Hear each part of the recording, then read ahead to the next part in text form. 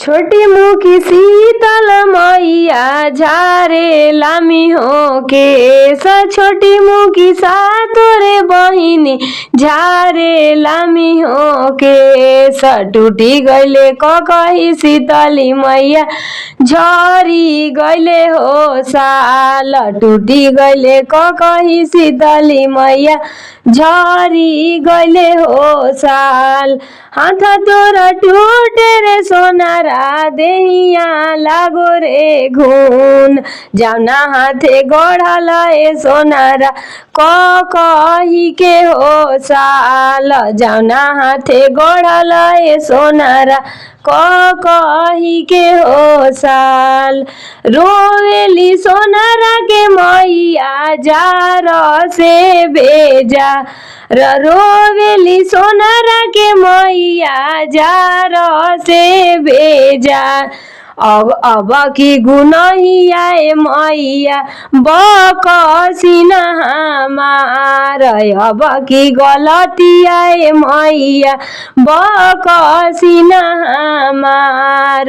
फेरू से गढ़इबो मैया कही के हो साल। फेरू से गढ़इबो मैया कही के हो साल। रोवेली सोनारा के मौगी जार से हो बेजार। अब की सिंदूरवाए मैया बकसिन हमार। अब की सिंदूरवाए मैया बकसिन हमार। फेरू से गढ़इबो मैया कही के हो साल। रोवेली सोनारा के बहिनी जार से भेजा।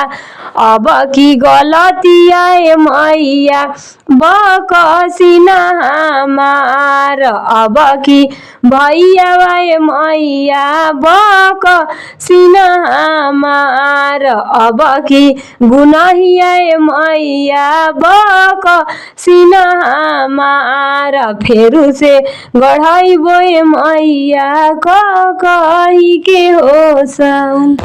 छोटी मुखी शीतल मैया साँचवा के ढारल हो। ऐना कावाली हलेना मैया करेली सिंगारवा हो। ऐना कावाली हलेना घोड़वा चढ़ल अइले सूरज बाबा देवतावा हो। कि मैया के देखी के ना सूरज बाबा भइले छपितवा हो।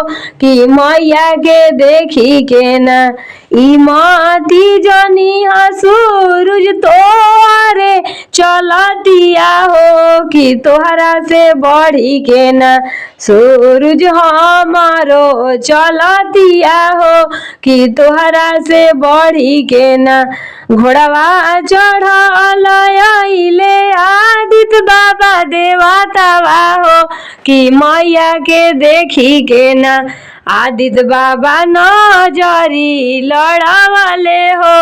कि मैया के देखी के ना ई मती जनी है आदित्य तोहरे चलतिया हो। कि तोहरा से बढ़ी के ना आदित्य हमारो चलतिया हो।